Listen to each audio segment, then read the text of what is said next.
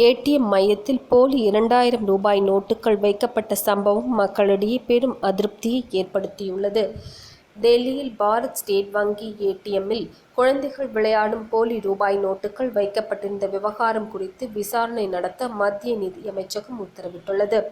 டெல்லியில் சங்கம் விஹார் பகுதியில் எஸ்பிஐ வங்கியில் ஏடிஎம் மையம் செயல்பட்டு வருகிறது.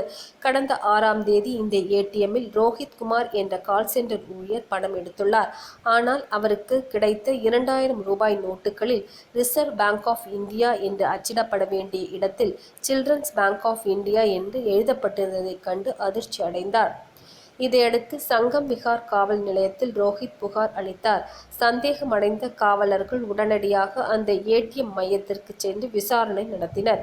அப்போது அந்த ஏடிஎம்மில் விநியோகிக்கப்படும் 500 மற்றும் 2000 ரூபாய் நோட்டுகளில் பெரும்பாலானவற்றில் சில்ட்ரன்ஸ் பேங்க் ஆஃப் இந்தியா என்று அச்சிடப்பட்ட நோட்டுகள் கிடைத்தது தெரியவந்தது. இந்த சம்பவம் டெல்லியில் வங்கி வாடிக்கையாளரிடையே பெரும் அதிர்ச்சியை ஏற்படுத்தியுள்ளது. இந்நிலையில் டெல்லியில் செய்தியாளர்களிடம் பேசிய மத்திய நிதித்துறை இணை அமைச்சர் சந்தோஷ் கங்வார், நாட்டின் பொருளாதாரத்தை சீர்குலைக்க திட்டமிட்டு சிலர் போலி நோட்டுகளை புழக்கத்தில் விடுவதாக கூறினார்.